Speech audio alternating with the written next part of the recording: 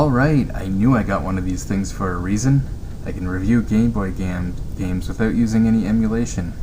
Pretty much real hardware. Here's Super Mario Land. Let's pop that in here. Pop that in my black Super Nintendo. And check this out. Alright, got the Super Game Boy BIOS screen booting up here. First things first, I'm going to change the color palette. Tries to kind of emulate the way the Game Boy screen looks, which is like that yellowish tinge to it. I just like going black and white, straight up black and white. So anyways, this is Super Mario Land. This game was a launch title for the Game Boy. Came out in 1989. It's obviously the same year the Game Boy came out. And you know, this game is just great.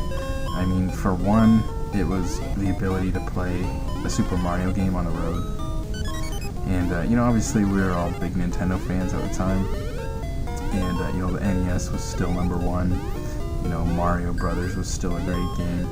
And, you know, to play Mario Brothers on the road was just like, you know, between this and Tetris, you know, it's no surprise the Game Boy was really an instant success. You know, this game was not, you know, designed by Shigeru Miyamoto, and in some ways that does show. It doesn't really feel like, you know, your average Mario game. Compared to Super Mario Brothers, it's missing a lot of the characters that we would recognize. You know, there's no Bowser in this. You know, Bowser is not the main bad guy in this. No Bowser. There's no Luigi. Instead of Princess Toadstool or Peach, we have Princess Daisy. And, you know, a lot of the enemies look different. They don't feel really like Mario enemies. But, you know, that said, it's still a great game. Here you can see if you, pretty much at the end of every level, if you can get the higher exit door, you'll get a bonus round. Just like Super Mario Land 2, 6 golden coins kind of had a similar thing there. And the bonus rounds are basically this timing-based thing. You can get up to 3 men, which I'm going to try and get here, but unfortunately the ladder gets in the way and I get a frickin' fire flower. Speaking of the fire flower in this game is a little bit different. In Super Mario Brothers, it kind of just bounced, you know, maybe a foot off the ground. It pretty much went across the screen level with the ground. In here, it's more like a rubber ball than a fireball, and it bounces off everything. It'll bounce off the walls, it'll bounce off the roof. And as you can see here, I hate it. I think it's retarded. I mean, sometimes it's cool to bounce the thing around, but a lot of times it's just frustrating. For one, you can only shoot one ball at a time. So when it's bouncing around, you know, you have to wait for it to disappear. And, you know, sometimes there's enemies right in front of you, and all you want to do is shoot them. But you can't because, you know, you missed the first time and your ball's still bouncing on the other side of the screen or something.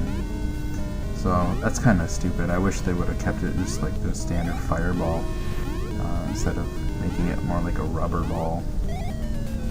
You know, the levels, like, once again, not really feeling like a Mario game. You know, the locations and stuff are all kind of a little bit different. Nothing really looks quite the way that it looks in Mario 1 or even Mario 3 on the NES, but there's still great levels. There's a lot of really good levels. And here's Princess Daisy, like I said. It's not Princess Toadstool. Why? I don't know.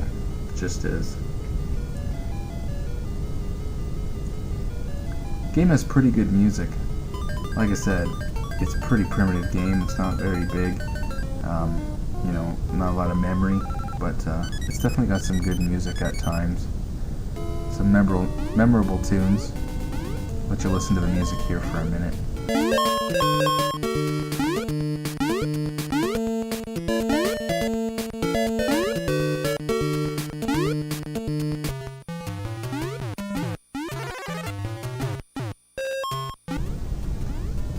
You know, I bought this game when it came out, and actually I didn't even have the Game Boy yet. And basically, you know, it was probably about 1990, my grandma was buying me a Game Boy for my birthday. and she must have told my parents or something that she already had it, and I basically knew for sure that I was getting the Game Boy for my birthday. So I went to Consumer Distributors and ordered Super Mario Land as the first game I bought for the Game Boy, and obviously Tetris came with the Game Boy. But yeah, I don't know if you guys remember that Consumer's Distributor place. It was before the internet, so you didn't order stuff off the internet, but this place would basically just give you this catalog, and when you were like 10-year-old boy, this catalog was your Bible. They had all the video games and systems and electronics, portable electronics, and also stuff like furniture and big clothing. But basically, it was mostly, for the most part, electronics, consumer electronics, and video games, and toys. A lot of toys too, like Ninja Turtles toys and stuff like that at the time. But yeah, you just get the catalog, and you'd write down all the numbers in the catalog, and you'd go in and hand them in on a little cardboard piece of paper with your phone number on it, and they would give you a call when they came in.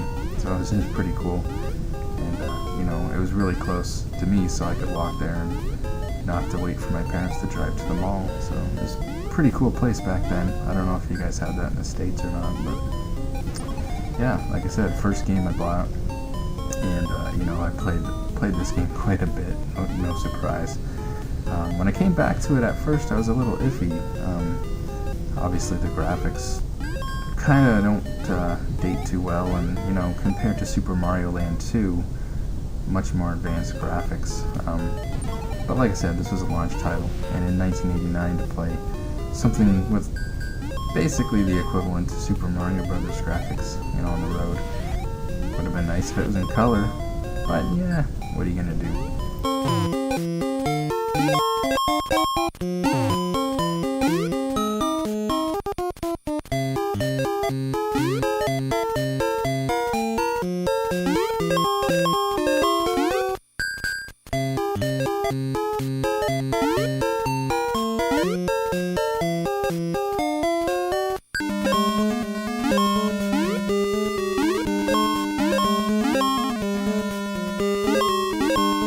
Mario Land 2 is sort of similar to this in that it doesn't really look or feel like a typical Mario game.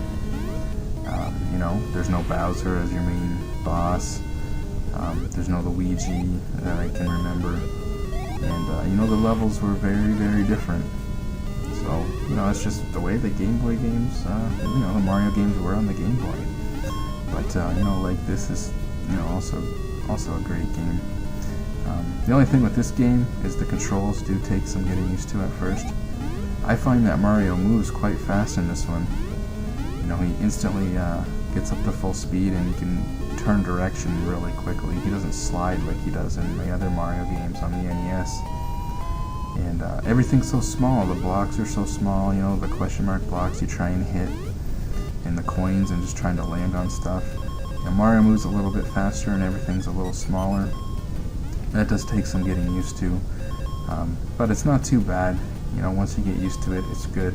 And then, like I said, the levels in this game, great levels. Come here, you stupid ass mushroom. Hey. Get up there, man. There we go. Of course, every 100 coins you get a 1-up, and as you can see, I've got 11 Marios, so you get a lot of men, especially with those bonus rounds. You get the 3 men on a bonus round, and then every 100 coins. But the game definitely gets harder by about World 4, which we're in now. And I'm gonna leave you with the music, because the music here is wicked on this level. So see you guys later.